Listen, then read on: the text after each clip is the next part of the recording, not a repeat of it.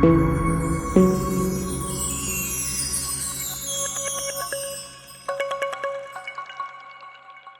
guys, what's up? This is Brendan Green, Goldelementautoworks. So I am driving a customer's SL500. This is a car that I previously did a coilover swap on. He has a EGR valve fault that I'm going to remedy. I'm going to fix. I ordered a EGR valve online. They told me Mercedes prices. What they wanted to charge him for it is ridiculous. We're talking about $1,800, $1,700, something like that. And so he gave me a call, and he's going to have me do the work for him. So this is something, of course, that I like to do. Yeah, I do the coilover swaps. I do all kind of stuff for Mercedes. You know, maintenance, customization, whatever we need to do to keep these cars on the road. That's what I'm all about. So if it's within my scope of practice, I'm down to provide that service at a discount. Save you a couple bucks, other than what Mercedes wants to charge you. I can offer you a much cheaper price. So contact Goldelementautoworks. You can go to my website, www.goldelementautoworks.com. You can call my phone. You can call or text me, area code 513-967-8079. Reach out to me. You can email me at goldelementautoworks@outlook.com. So if you have some questions or concerns or some work you'd like to get me to consider or get involved in, hit me up. All right, Goldelementautoworks, I'm out. Okay, so I've already gotten started. If you watch any of my other videos, I usually do not start recording in the beginning of the process because I like to concentrate, figure out what I have to do in order to get this job done, and I can't do that and record at the same time. Now, if I've done this job several times, that's different, but this is the first time I've replaced an EGR valve. Now, this is the new one. There's a couple things you have to do to prepare to remove this EGR valve. You have to access it. To get access to it, you have to remove this engine cover. It's easy to do. If you don't know how to remove the engine cover, you might not want to move to the next step because this is pretty easy. It's connected by these right here. They're kind of spring loaded. That's another one. They attach to this part of the engine right here, here, right there, and back there. All right, pretty easy. And there's one in the front that probably connects to something. I don't know. Anyways, so that's pretty easy. Self-explanatory. Remove that stuff out the way first.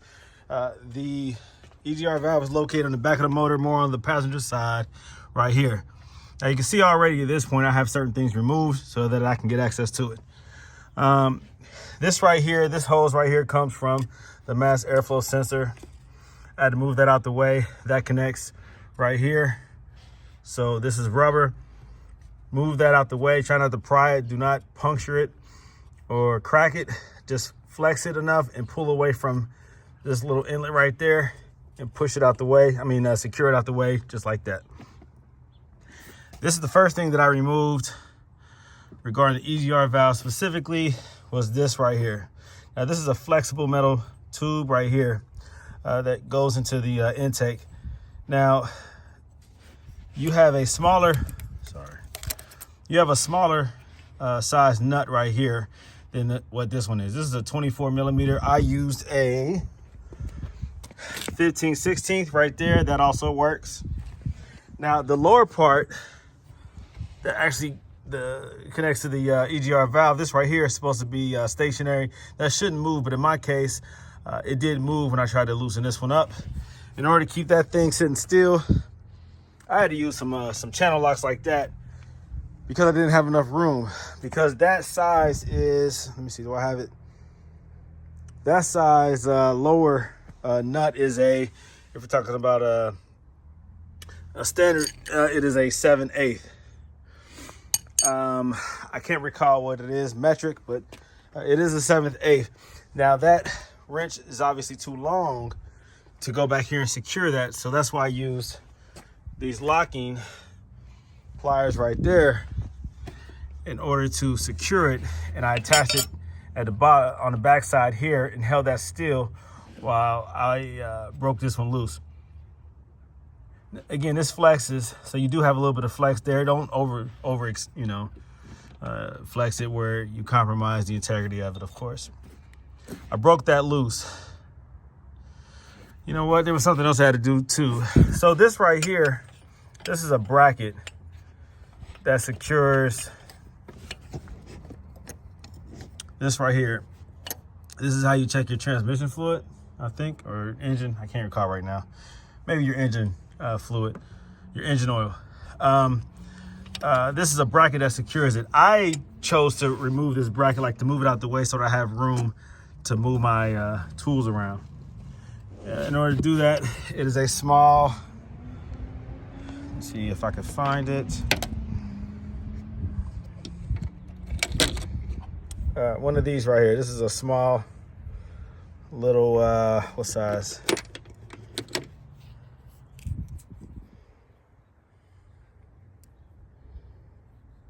A E8. There's one of those bolts across the top here. It secures the bracket right here where the inlet is for the, I guess, engine oil. And there's another one down at the bottom. You can't see it, but you can feel it. Feel down there for the other one, and that's what secures this bracket.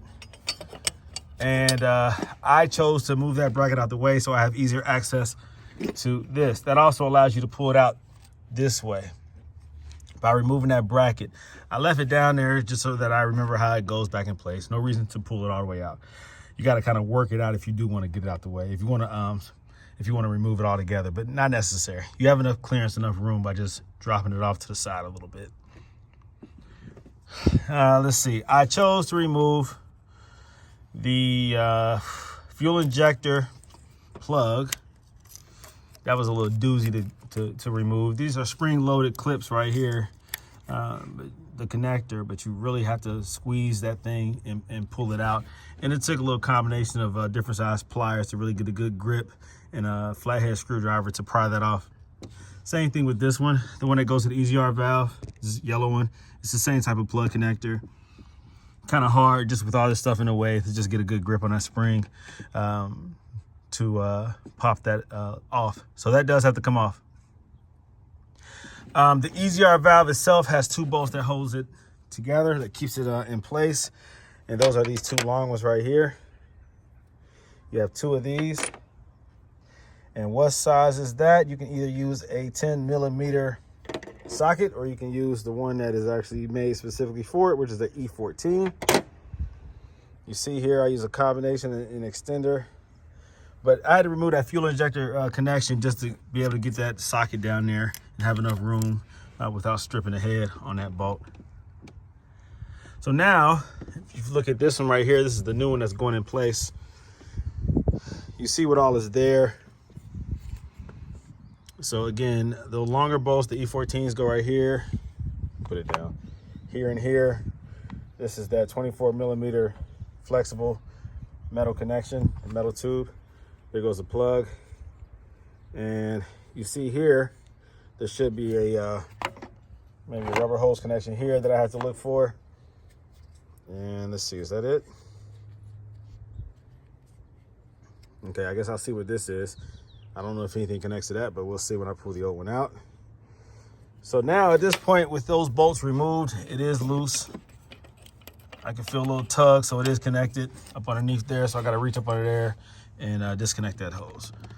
So that's how you remove it, and you reinstall it the same way. Just be careful. Anything that you unplug, make sure you plug it back up. There is a gasket. Let me see. I don't have that, or the gasket's in the garage right now, but there is a metal gasket in between the EGR valve and the intake, or the engine block, or the intake, whatever.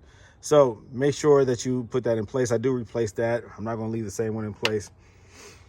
He was going to check engine light, and the fault pointed to the EGR valve. So it's a semi-common issue. When you get the code that he got. I mean, it's not unheard of that the EGR valve does go out. So swap it out with a OEM or a German-made part. I got this one online. It comes from a German company. You know what? Let's go look at this gasket, and I'll show you the name of the brand of the EGR valve that I bought.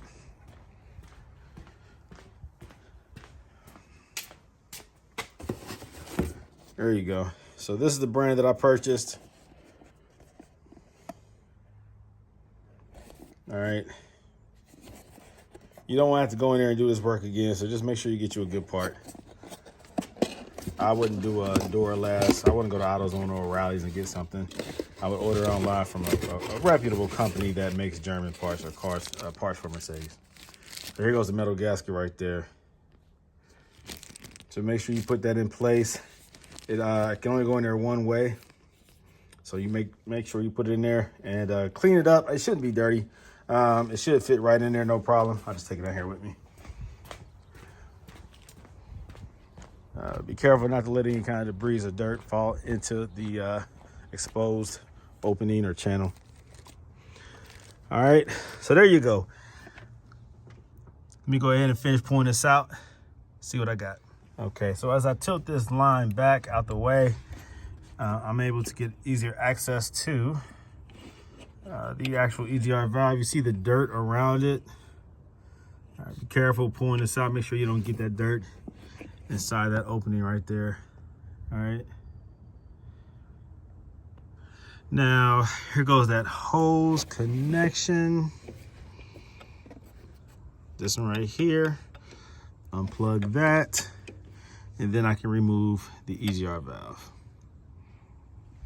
Okay, so you can see where the EGR valve was. It's completely removed from the vehicle, and this is where it is now. Now you can't really tell just visually looking at it if it's good or bad. There is a way of testing these. I can't recall if it is actually this that goes bad or if it's this. But there is a way of testing it, but that's not what we're going to do. We're going to just replace it. You can see right here how this got loose. All right. That's supposed to be locked in place. Now you can use that for leverage to tighten the bolt back on, but this shouldn't break loose like this. I mean, you know, it can if it's on there that tight. This is the original likely, and it's rusted, so it's been on there forever. And so it was hard to separate the bolt, the attachment that holds the flexible metal line in place. So the weaker one moved first, so this one did. All right, so you see here, let's go ahead and replace this bad boy. Now this connection right here, there was a hose that connected to it, the rubber hose. That was the last hose that you have to remove in order to remove this. Now I didn't yank it out, but what I did is I noticed that it is old and no longer usable. Now, some people might just say bump it and just reuse it because it's there. But this right here can cause some issues. The EGR valve, I guess, is used for emission purposes or whatever, but it operates on it's a pneumatic system that operates on air. And so if air escapes, if there's a leak of some sort, it could throw that check engine light. It won't be able to operate the way it's supposed to. I'm sure it's used for emissions or pollution control or whatever. It recycles maybe unused, I don't know what it does. Whatever it does, you know what I mean? It can't do what it's supposed to do if you have this issue right here. So replace it. I'm sure I have one with similar specs that I can use. Take the time, make sure if you're going to do the job, do it right. So this is not going back in there. That's trash. Here goes the new one. All right, I'm gonna go ahead and find another little hose to replace the one that is damaged, and I'll get back to work. Oh, before I do that, this is the old one. This right here. This is the old gasket. You know, I'm not going to reuse it, but it's not damaged, but it is the old one. So let's put a new one in there. All right.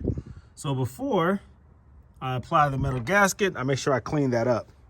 I make sure that you don't have any kind of deposits or gum. It's not gummed up and has a whole bunch of, you know, just crud and deposits in between the gasket and the EGR valve and what you're connecting it to.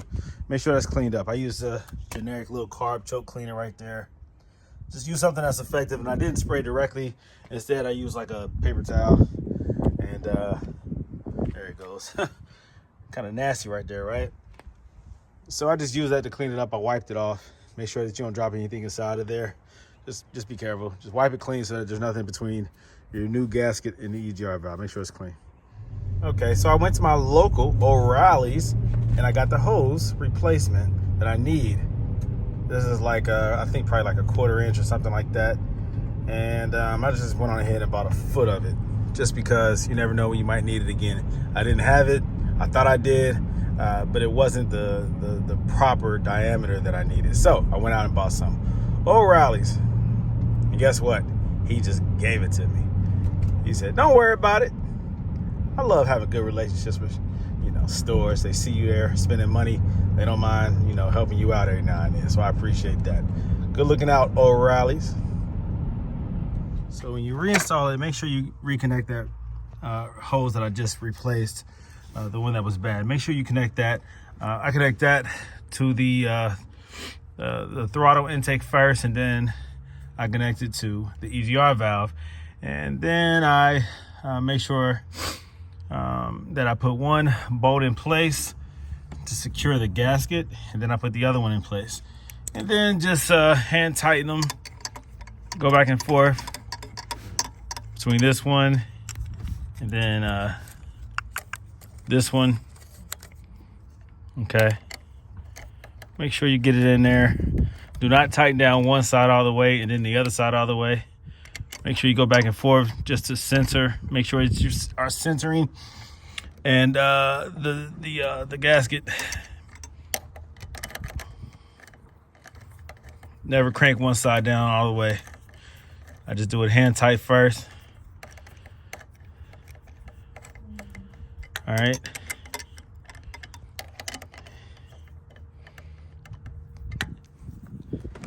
And then do your final tightening. And it was on there pretty tight. It took some force to break it loose. So make sure you do it to the same spec. If you have a torque wrench, use that. Look up the specs. I don't know what the specs are. I do everything just off of memory and tension, like how hard it was to break it loose.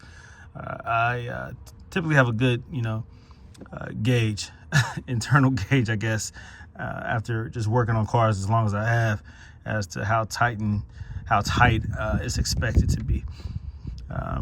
Sometimes you don't want to under tighten, sometimes you don't want to over tighten. I mean, that could be the worst thing you can do sometimes. So just make sure you get it close and make sure it's on there secure.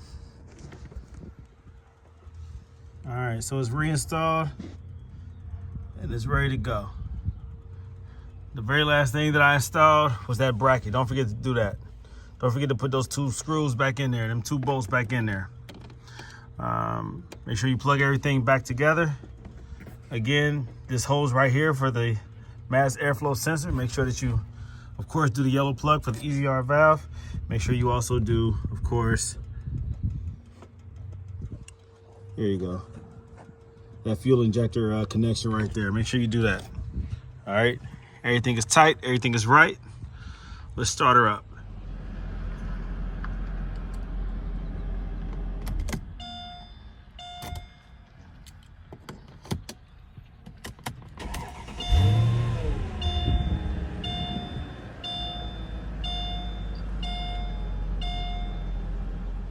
All right, so the job is done. The car drives well. Again, this is a previous SL that I did a coilover swap on. The owner has been really sending the car to me anytime something needs to be done on it. He gets his price from Mercedes and then he gives me a call. So I saved him a lot of money here. He paid half of the price that he would have paid Mercedes to get this EGR valve done. And it is good to go. So happy customer, happy client. So I'll be getting this car back to him here in a little bit. So on to the next one. All right. If you need anything, give me a call, email me, reach out to me, like, share, subscribe, comment. Let's talk business. Goldelementautoworks. I'm out.